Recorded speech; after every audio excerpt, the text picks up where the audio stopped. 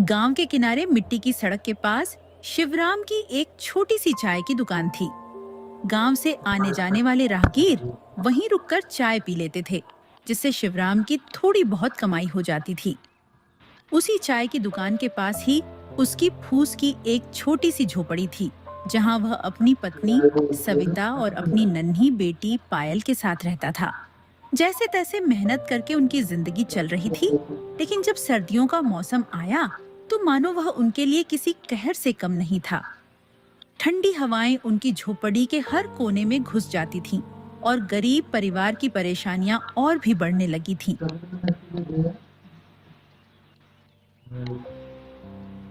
आज ठंड कुछ ज्यादा ही बढ़ गई है। झोपड़ी के छेदों से ठंडी हवा भीतर आ रही है और पायल बहुत ठिठुर रही थी। बड़ी मुश्किल से उसे सुला पाई हूँ। हाँ, आज दुकान पर भी काम कुछ कम रहा। ठंड में लोग खर्च सोच समझ कर करते हैं, इसलिए चाय पीने वाले भी घट जाते हैं। लेकिन चिंता मत करो, जब तक मेरे हाथ पैर चल रहे हैं मैं मेहनत करता रहूँगा। आप दिन भर बाहर ठंड में बैठे रहते हैं, यही सोचकर मन घबराता रहता है। काश हमारे पास ओढ़ने बिछाने का थोड़ा अच्छा इंतज़ाम होता तो इस सर्दी को सहना आसान हो जाता। फिर भी ईश्वर से यही प्रार्थना है कि वो आपको और हमारी बिटिया को हमेशा सुरक्षित रखे। भगवान ने चाहा तो हालात जरूर बदलेंगे, बस हमारी बेटी सलामत रहे, वही मेरी सबसे बड़ी ताकत है। दिन भर शिवराम अपनी चाय की दुकान पर बैठकर ठंड से ठिठुरते हुए ग्राहकों को चाय पिलाता रहता था, जबकि घर में सविता छोटी सी पायल का ध्यान रखती और झोपड़ी के सारे काम निपटाती रहती थी। किसी तरह दिन ढलता और शाम होते होते ठंडी हवा और भी तेज हो जाती। उस रात तीनों ने सादा सा खाना खाया और ठंड से बचने के लिए रजाइयों में दुबक कर सो गए। लेकिन आधी रात होते होते मौसम अचानक बिगड़ गया। बर्फ जैसी ठंडी हवाओं के साथ तेज आंधी और तूफान चलने लगा, जिससे शिवराम और सविता की झोपड़ी जोर जोर से हिलने लगी।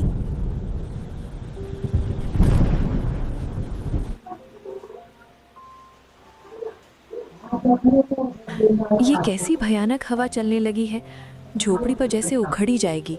छत जोर जोर से हिल रही है। मन बहुत डर रहा है।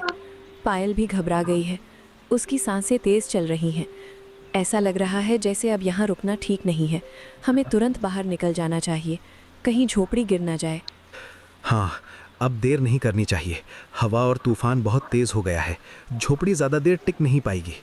तुम जल्दी पायल को गोद में लो, मैं बाहर रास्ता देखता हूँ। पहले उसकी जान सुरक्षित होनी चाहिए। चलो जल्दी यहाँ से बाहर निकलते हैं।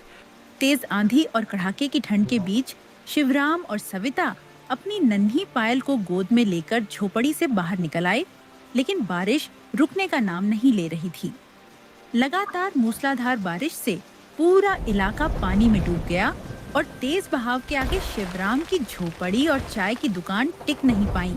दोनों टूट गईं और घर दुकान का सारा सामान बहते पानी में बह गया। ठंड से कांपते उस परिवार के सामने अब सिर्फ बेबसी ही रह गई।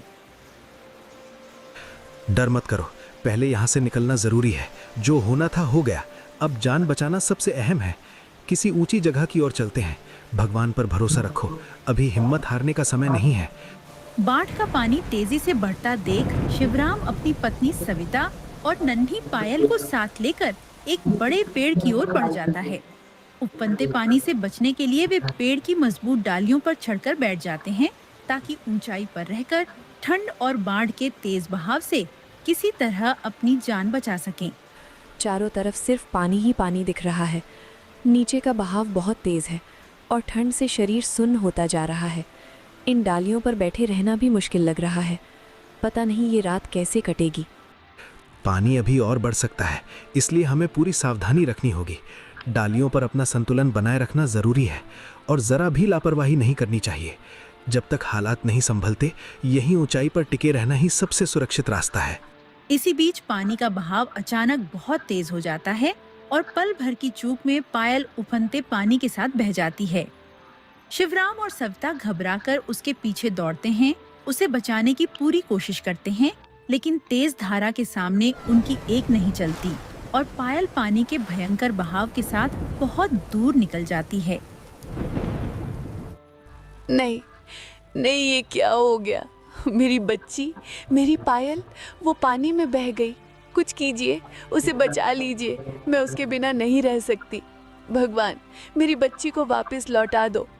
मैंने पूरी कोशिश की, बहाव बहुत तेज था, हाथ बढ़ाया लेकिन पकड़ नहीं पाया।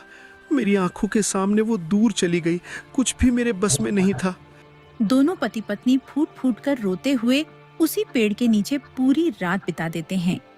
अगली सुबह बारिश तो थम जाती है, लेकिन चारों तरफ नजर दौड़ाने पर दिखाई देता है कि पूरा गांव अब भी बाढ़ के पानी में डूबा हुआ है। अब हमें हिम्मत नहीं हारनी है, चाहे कुछ भी हो हम उसे ढूंढेंगे। जब तक सांस चलेगी कोशिश करते रहेंगे। पूरी रात निकल गई, आंखों के आंसू सूखने का नाम ही नहीं ले रहे।